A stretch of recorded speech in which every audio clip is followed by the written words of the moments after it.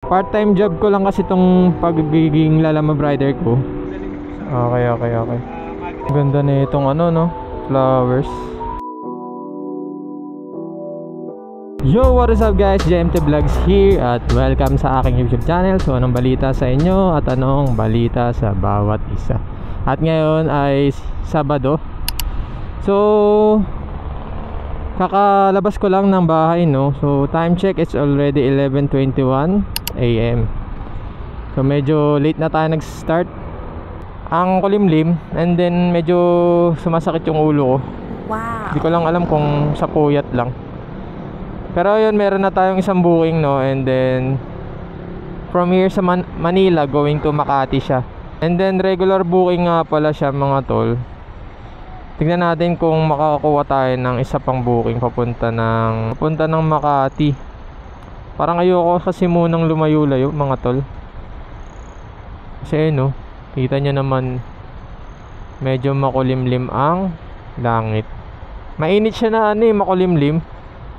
Alam mo yun, parang hindi mo maintindihan.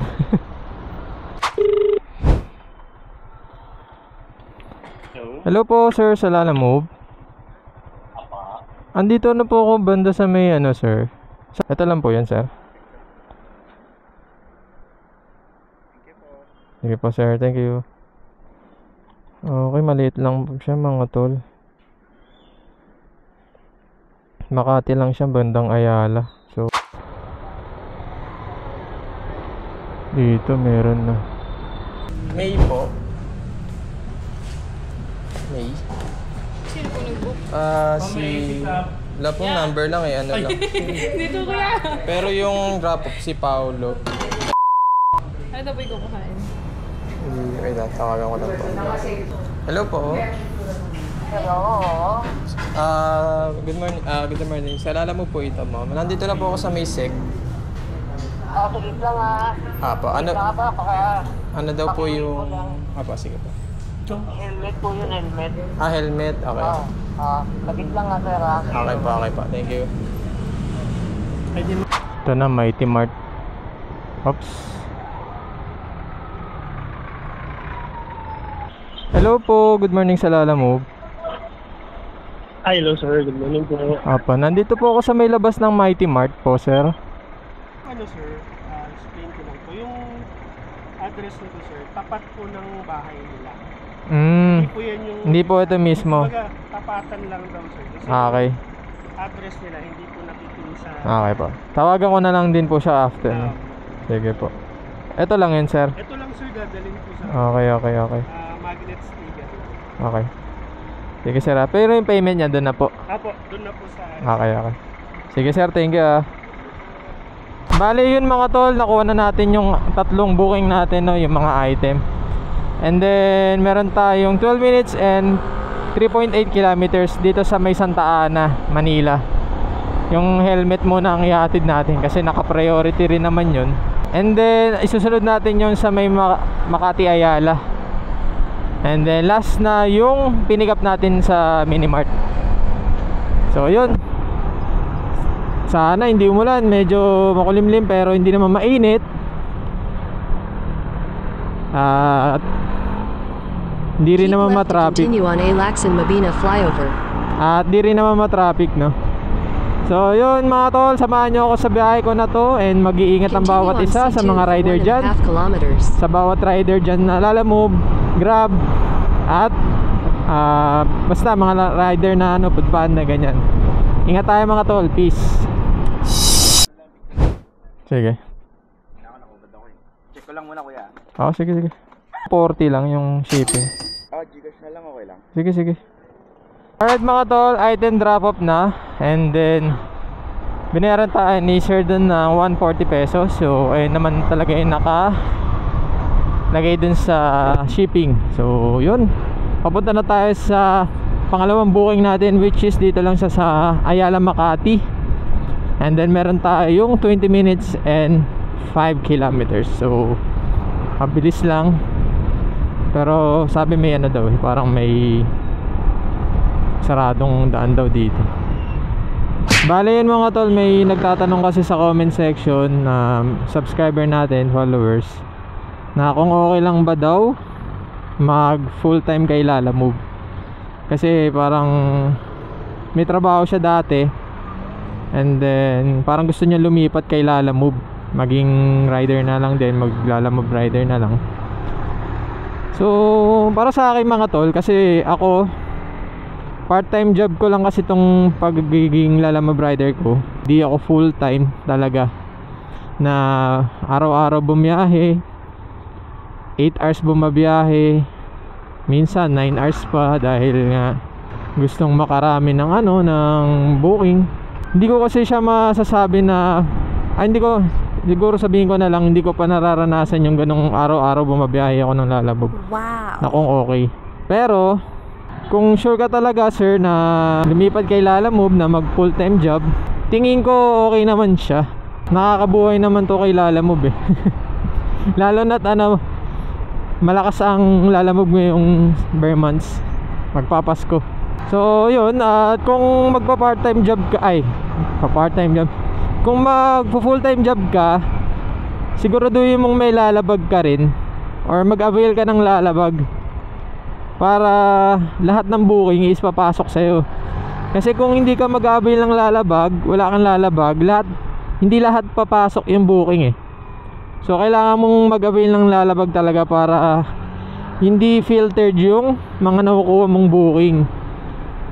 Kasi kapag wala kang lalabag, yung mga lalabas sa'yo, yung parang tira-tira na lang eh. Ewan ko kung anong tawag doon, pero para sa akin tira-tirang booking na lang, na hindi nakukuha or hindi masyadong priority. Ganon. Kasi may mga booking talaga na kahit hindi naka-priority is lalabas talaga siya pag-aagawan. Kaya kung ako magpo-full time job dito, mag-avail tayo ng lalabag. Agaya ako part-time job lang ako, di ba? Pero nag-avail ako ng lalabag para may lumalabas na booking talaga. Hindi na siya filtered. Hindi ka tutumalan sa booking. Do may times naman na matumal talaga kay Lalamove, pero hindi kagaya ng walang lalabag. Sobrang tumal mga tol. Kasi experience ko kay Lalamove, 1 oras ako naghihintay, walang lumalabas na booking talaga. Sobra. 1 oras yun, naghihintay lang ako. Alam ko na vlog ko rin yun eh, pero ang naghihintay ako doon mga siguro 1 oras talaga. At saka ang lumalabas lang na booking doon ay pa isa-isa, 2. Tapos kapag kinlik ko pa, mawawala na agad, 'di ba? So mag-avail kayo ng lalabag mga tol, dahil napaka-advantage yun. Napaka-advantage ng may lalabag ka, para lahat ng priority na booking papasok sa app mo or sa lalabas sa'yo. Doon ka napipili kung saan ka pupunta or kung anong booking yung makukuha mo, di ba? So doon lang magkakatalo kung saan ka pupunta talagang lugar, no? Ito lang po yun, sir. Tapos nasa 158. Okay po, thank you sir. Binayaran tayo ng 160 doon. So may tip tayo na 2 pesos.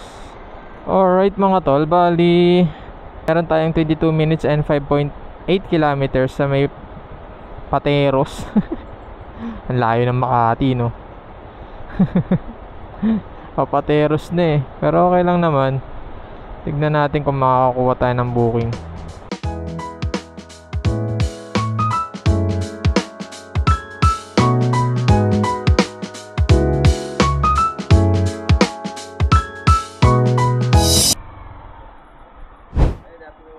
Ito sir.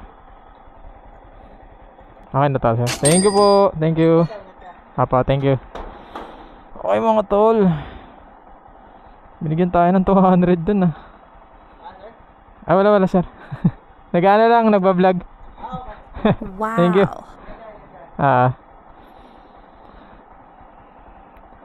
Bali 193 and then 200 ang binigay sa atin ni sir. So may tip tayo na 7 pesos. Okay, thank you. So yun mga tol, dito pa rin tayo sa Makati. At merenda muna ako kasi medyo nagutom ako. Saka nag-aanap ako ng gas dito. Medyo wala akong makitang gas. At ayun na, naghihintay tayo ng booking na makuha natin. Bali ang lumalabas kasi lagi is Gurami. So baka mag-ano ako, Paranaque ulit ako para medyo malaki-laki naman yung kikitain natin. At least makalagpas tayo ng quota income goal ni Lalamove, which is maka 500 plus tayo. So yun, kain mga tol.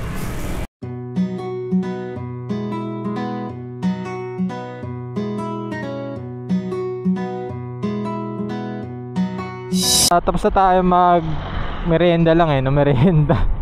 Kumain ng tinapay saglit, pampatawid gutom lang. Pero mamaya kakain pa rin naman ako ng kanin. So ayun, may nakita na tayo or may nakuha na tayong booking dito sa Makati pa rin. And then papunta siya ng Manila. So priority to, may fare siya na 196 pesos. At yun, punta na natin tong booking na to. And then para malaman natin yung item. Let's go. Dun po kasi ako ma'am doon po kasi ako ma'am, dun nakapin. Ayun lang yan ma'am. Sige po, papuntang Manila sa Linao Street. Sige po, ito na. Sige. Ayan ma'am, okay. Papunta po siya Manila PLDT Sampaloc. Apa. Bali diretso na muna natin to mga tol. Hanggang 2 booking na lang muna kasi priority yung isa. And then medyo tumagal na kasi, kaya diretso ko na muna to. So meron tayong 28 minutes and 14 kilometer papunta doon sa Manila. Bandang San Andres lang to mga tol, kaya hindi naman masyado matraffic dahil pupunta tayo, dadaan tayo ng Osmeña Highway. So yun mga tol, samahan nyo ulit sa biyahe and mag-iingat ang lahat.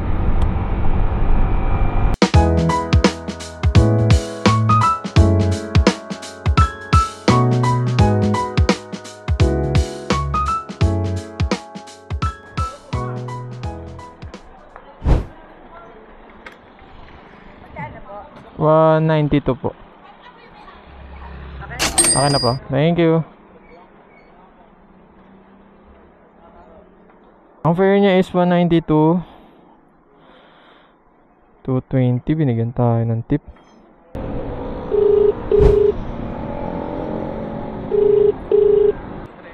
$43 po.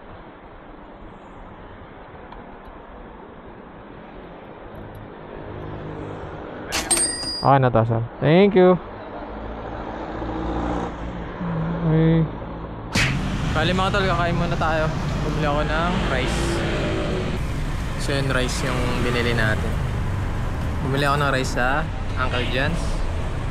And then siomai.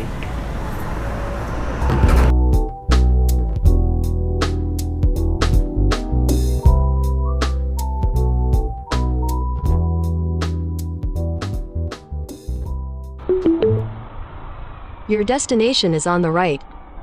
On the right. Okay na. Kausap ka na.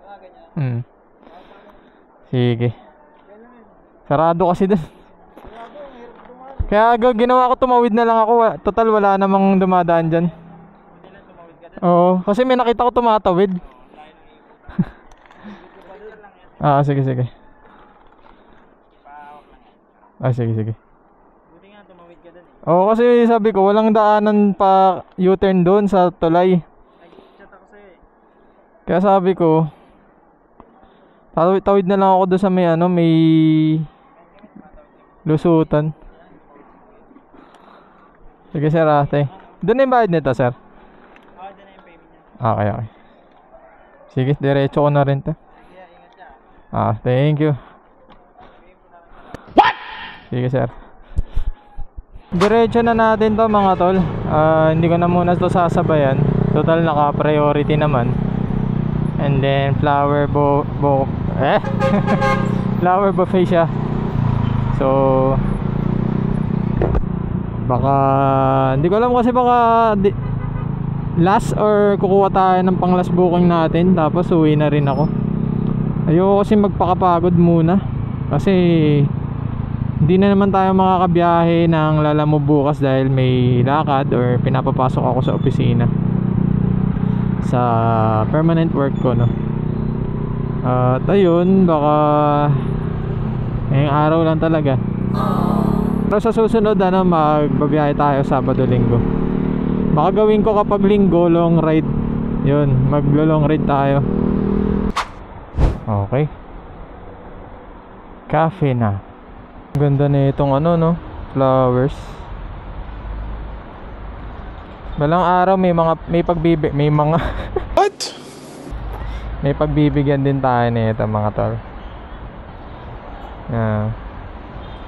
May nagpapakilig na eh. What? Wow. Okay na. Ayun mga tol, bali dito ko na tinatapos ang ating biyahe, no.